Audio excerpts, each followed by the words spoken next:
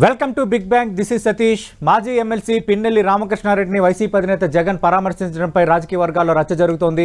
YCP నేతలపై అన్యాయంగా కేసులు పెడుతున్నారని జగన్ అన్నారు. అయితే ఈవీఎం పగలగొడితే సమర్థిస్తారని టీడీపీ ప్రశ్నిస్తోంది.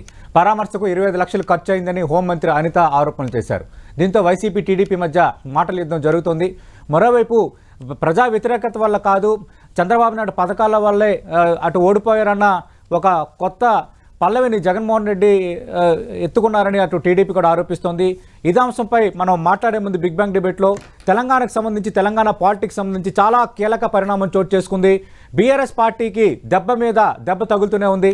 ఆ పార్టీ నేతలు ఒక్కొక్కరు కారు దిగిపోతున్నారు. ఎమ్మెల్యే ఎమ్మెల్సీలు అన్న తేడా లేకుండా వికెట్లు డౌన్ అవుతూనే ఉన్నాయి. ఇప్పటికే 6 ఎమ్మెల్సీలు కాంగ్రెస్ గూటికి చేరగా ఇప్పుడు ఎమ్మెల్సీలు కూడా అదే దారి పట్టారు. ఒక్కసారి 6 ఎమ్మెల్సీలు కాంగ్రెస్ కండువా కప్పుకున్నారు. దీంతో బీఆర్ఎస్కు మరోసారి బిగ్ షాక్ తగిలింది. బీఆర్ఎస్ ఎమ్మెల్సీలు దండే విఠల్, భానుప్రసాద్, బుగ్గారపు దయానంద్, ప్రభాకర్ రావు, ఎగ్గే మల్లేశం, బస్వరాజు సారయ్య హస్తంగూటికి చేరిపోయారు.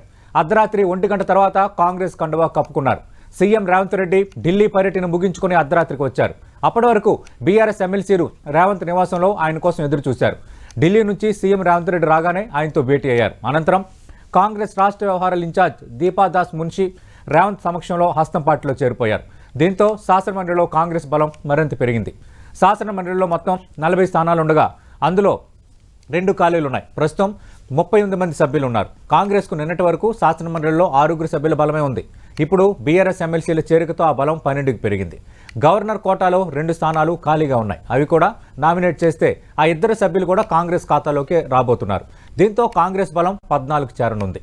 కాంగ్రెస్ పార్టీ శాసనమండలిలోనూ ఆధిక్యం కోసం పావులు కదుపుతోంది. అందులో ఆపరేషన్ ఆకర్ష్ ప్రారంభించింది. బీఆర్ఎస్ సభ్యులను ఆకర్షిస్తోంది. గతంలో రాజకీయ పునరేకీకరణ అంటూ కేసీఆర్ చూపిన బాటలోనే ఇప్పుడు సీఎం రేవంత్ రెడ్డి కూడా పయనిస్తున్నారని కొంత విశ్లేషకులు అంటున్నారు. తన ప్రభుత్వానికి డోకా లేకుండా ఏర్పాట్లు చేసుకుంటున్నారన్న అంశం అయితే కనిపిస్తోంది. ఇప్పటికే 6 బీఆర్ఎస్ ఎమ్మెల్యేలు కాంగ్రెస్లో చేరారు. ఆ విషయం మనందరికీ తెలుసు. వారిలో దానం నాగేందర్, కడియం శ్రీహరి, అలాగే తెల్లం వెంకట్రావు, పోచారం శ్రీనివాసరెడ్డి, సంజయ్ కుమార్, కాళే యాదయ్య ఉన్నారు. మండలి చైర్మన్ గుత్తా సుఖేందర్ రెడ్డి కుమారుడు అమిత్ కూడా ఇప్పటికే కాంగ్రెస్ పార్టీలో చేరారు.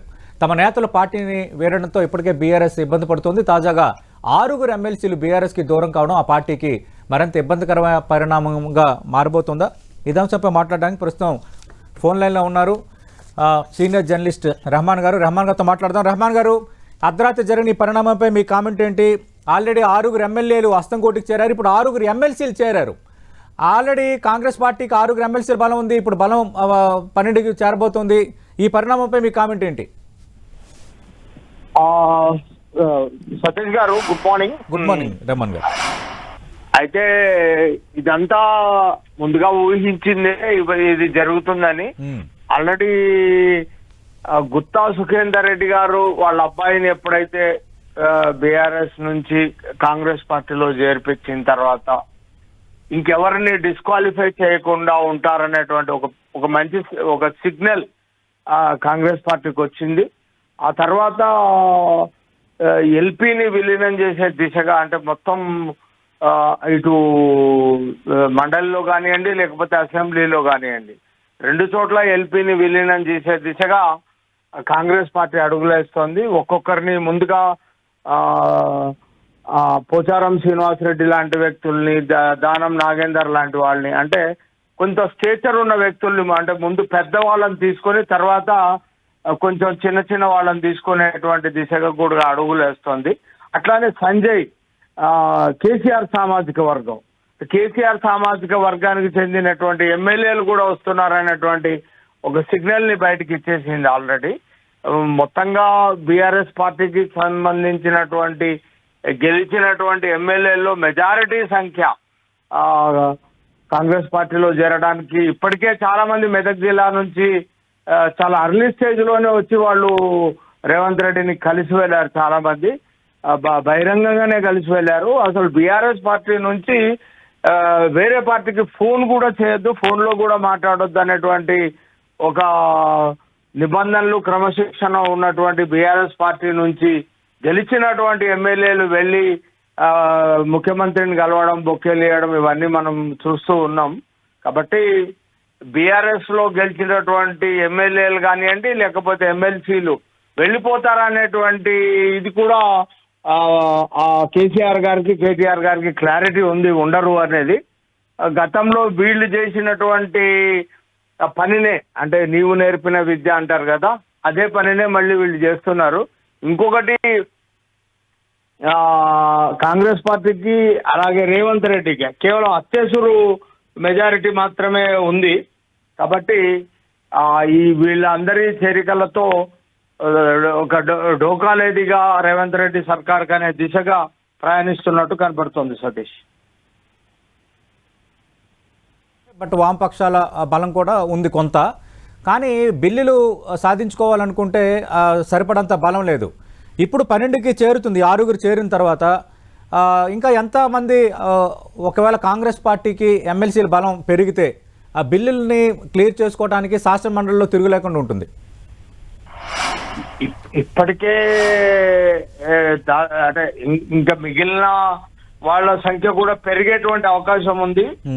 మండలిలకి చర్చలకు వెళ్ళినప్పుడు అక్కడ కూడా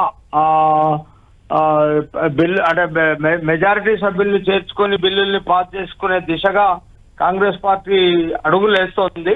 ఇప్పటికే మండలి చైర్మన్ చేరిపోవడం తోటి ఇంకా పెద్ద ఇబ్బంది ఏమి ఉండదు కాంగ్రెస్ పార్టీకి. కాబట్టి ఆ మండలి చైర్మనే కాంగ్రెస్ పార్టీకి పచ్చజెండా ఊపారు.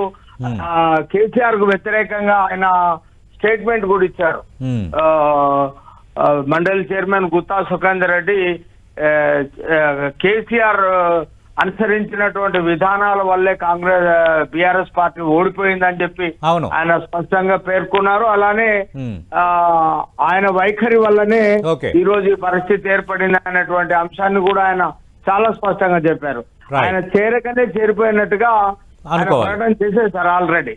కాబట్టి ఇంకా మిగతాదంతా అక్కడ మండలిలో లాంఛనమే. చైర్మనే మండలి చైర్మన్ గుత్తా సుఖేందర్ రెడ్డి కాంగ్రెస్ పార్టీతో అనుబంధంలోకి వచ్చేసిన తర్వాత మండలిలో పెద్ద ఇబ్బంది ఏం కాంగ్రెస్ పార్టీకి ఏమి ఉండదు. కాబట్టి అక్కడ కూడా దాదాపుగా బిల్లులు కానివ్వండి, మిగతా అంశాలు కానీ ఇంకా పెద్ద విషయం ఏమి ఉండదు. అనుకూలంగా ఉన్న తర్వాత ఇంకా సభ్యుల విషయంలో పెద్ద ఇబ్బంది ఉండే పరిస్థితి ఉండే అవకాశం లేదు. రైట్, రెహమాన్ గారు మీరు లైన్ లో ఉండండి. ప్రస్తుతం ఫోన్ లైన్ లో ఉన్నారు బీఆర్ఎస్ సీనియర్ నేత, ప్రస్తుతం శాసనమండలి సభ్యులుగా ఉన్న రవీంద్రరావు గారు. రవీంద్రరావు గారు నమస్తే sir. Good morning sir. Good morning Ravindra గారు. మనం చూస్తున్నాము అర్ధరాత్రి 1 గంట తర్వాత 6 మీ పార్టీకి చెందిన ఎమ్మెల్సీలు కాంగ్రెస్ పార్టీ కండువా కప్పుకున్నారు. దీనిపై మీ స్పందన ఏంటి? ఇది ఊహించిందే, ఆశ్చర్యపోవాల్సింది ఏముంది సతీష్ గారు. ఇప్పుడు అధికారం కోల్పోయాక ఇక రకరకాల పార్టీల నుంచి వచ్చిన నేతలు ఉన్నారు, రకరకాల ఆలోచనతో ఉన్నవారు. మనం అవకాశాలు కల్పించినాం. వారి ఆలోచనకు అనుగుణంగా, అధికారానికి అనుగుణంగా ఆ వలస పోయే విధానం అనేది గత కొన్ని సంవత్సరాలుగా పోయిన మా ప్రభుత్వం అయితేంది, అంత ముందు ఉన్న ప్రభుత్వం అయితేంది, ఏ ప్రభుత్వాలలోనైనా ఏ రాష్ట్రంలోనైనా ఈ దేశంలోనే ఆ రకమైనటువంటి సంస్కృతి అనేది వచ్చేసింది. ఏది అంటే ఇప్పటికే 6 ఎమ్మెల్యేలు వెళ్ళిపోయారు, ఇప్పుడు 6 ఎమ్మెల్సీలు. ఈ మధ్య కాలంలోనే మీ పార్టీ అధినేత మాజీ ముఖ్యమంత్రి కేసీఆర్ అటు ఫామ్ హౌస్ పిలిచి చాలా మంది నేతలతో కూడా మాట్లాడారు. ఎందుకు నమ్మకంగా నేతలు ఉండలేకపోతున్నారు? ఈ పరిణామాలని బీఆర్ఎస్ ఎట్లా షూట్అవుట్ చేయబోతుంది? నమ్మకం అనేది కాదు, అవకాశాలు అవసరాలు అనేటివి రాజకీయాలు చూస్తారు. చాలా మందికి కూడా వయసు మీద పడుతున్నది. కొద్ది కాలం ఈ పోరాటం, ఉద్యమం చేయడం అందరికీ అలవాటు ఉండదు కదా. ప్రతిపక్షాల్లో కొట్లాడడం, ఆ ప్రజా సమస్యల మీద ప్రజాక్షేత్రంలో ఖర్చు పెట్టుకొని యుద్ధం చేయాలంటే ఇది అందరికి సాధ్యం కాకపోవచ్చు. కానీ ఒక రాజకీయ పార్టీ, బలమైన రాజకీయ పార్టీ, కేసీఆర్ గారు లాంటి మహానేత ఉన్నప్పుడు ఏంటంటే మళ్ళా ప్రజలు ఎటువైపు అయితే టర్న్ అవుతారో మళ్ళీ నాయకులు కూడా అటువైపు టర్న్ కావడం, మళ్ళా పార్టీ డెవలప్ కావడం, అభివృద్ధి జరగడం. అంటే ప్రజలు కోరుకున్నప్పుడు, ప్రజాక్షేత్రంలో ఉన్నప్పుడు ఖచ్చితంగా మళ్ళీ పార్టీ అనేది ఉంటది, నిలబడుతుంది, మళ్ళా అధికారంలోకి వస్తుంది. ఎప్పుడు అంటే ఇప్పుడున్న ప్రభుత్వం పైన భ్రమలు తొలగాలి, ఈ ప్రభుత్వం చేయలేకపోతుందని అసంతృప్తి గురి కావాలి. రెండోది ఏంటంటే మేము ప్రజల పక్షాన్ని పోరాటం చేయాలి, నిలబడాలి. నిలబడడం అనే సంకేతం ప్రజలకు ఇస్తే అధికారం కోల్పోయినా కూడా మాకు అండగా ఉన్నారని ప్రజలు, అసంతృప్తిగా ఉన్న ప్రజలు ఖచ్చితంగా మమ్మల్ని చేరదీస్తారు, ఓకే భవిష్యత్తు ఉంటుంది. అలా నిలబడే శక్తి సామర్థ్యాలు మా నేతకి, మా పార్టీలో ఉండగలిగిన నాయకులకు అందరూ కూడా ఉంటారు. పోయేటోళ్ళు పోతారు. ఇది ఆప్తే ఆగేది కాదు. పోయే నేతలు మనం బ్రతిమలాడినా, అడ్డం తిరిగినా, ఓకే ఏం చేసినా కూడా అధికార మీ పార్టీ మీ- మీ జిల్లాకు చెందిన భానుప్రసాద్ మీ పార్టీకి సంబంధించిన లాయలిస్ట్ నేత ఆయన కూడా ఉన్నారు చేరిన వారిలో. ఆయన కాంగ్రెస్ నుంచి వచ్చిందే కదా. అవును. భలే ఉన్నారు. అవును, కాంగ్రెస్ నుంచి వచ్చారు. కాంగ్రెస్ నుంచి ఆయన ఎమ్మెల్సీకి ఎన్నికయ్యారు. I know. ఎమ్మెల్యేగా కాంగ్రెస్ నుంచి వచ్చిండు. అప్పుడు మా పార్టీలో చేరినప్పుడు ఆయనకు రెన్యువల్ ఇస్తామనే కండిషన్ మీదనే ఆయన చేరిండు. రెన్యువల్ కూడా ఇచ్చినాం మనం. అవును. ఒకసారి కాదు, 2 సార్లు రెన్యువల్ ఇచ్చినాం. 2 సార్లు రెన్యువల్ ఇచ్చినాం, చిప్ ఇప్పించినాం. ఆయన కాంగ్రెస్ పార్టీ కల్చర్ ఉన్న ఆయన కాంగ్రెస్ పార్టీకి పోయిండు. ఓకే అంటే ఉన్నది. రైట్, థ్యాంక్ యూ రవీంద్రరావు గారు. మనం చూస్తున్నాం తెలంగాణలో పరిణామాలు. అర్ధరాత్రి 2 గంటల తర్వాత 6 ఎమ్మెల్సీలు కాంగ్రెస్ పార్టీలో చేరిపోయారు. దీంతో కాంగ్రెస్ పార్టీ బలం శాసన మండలిలో 12కి చేరింది. శాసన మండలిలో తెలంగాణకు సంబంధించి 40 మంది సభ్యులు ఉన్నారు. అందులో 2 ఖాళీలు ఉన్న నేపథ్యంలో 38 మంది ఉన్నారు. కాంగ్రెస్ బలం 6. ఇప్పుడు బీఆర్ఎస్ నుంచి వచ్చిన 6 కలుపుకుంటే 12 మంది అవుతారు. మరి కొంతమంది కూడా వచ్చే అవకాశాలు ఉన్నాయన్నట్టుగా మనకి ఇన్ఫర్మేషన్ అయితే అందుతోంది. ఇప్పటికి 6 ఎమ్మెల్యేలు చేరిన వాతావరణం అయితే కనిపిస్తోంది. బట్ దీనిని ఇది ఊహించిందంటూ బీఆర్ఎస్ కొట్టిపారేస్తోంది. ఖచ్చితంగా అవకాశాల కోసం చాలామంది నేతలు అవకాశవాదానికి పాల్పడతారు. దీన్ని పెద్ద ఇష్యూగా చూడట్లేదు. ప్రజలతో, ప్రజా పోరాటాలతోనే మళ్ళీ బీఆర్ఎస్ ప్రజల్లోకి వెళ్తుంది. మళ్ళీ కేసీఆర్ నాయకత్వాన్ని సాధిస్తారని రవీంద్రరావు గారు అంటున్నారు. బట్ రాజకీయంగా చూస్తే ఇది బీఆర్ఎస్కు బిగ్ షాక్ అని విశ్లేషకులు అంటున్నారు. చూద్దాం దీని రిప్రికేషన్స్ ఇంకా ఎలా ఉండబోతున్నాయి, ఇంకెంతమంది చేరబోతున్నారు అనేది ఆసక్తిగా ఎదురు చూడాల్సిందే.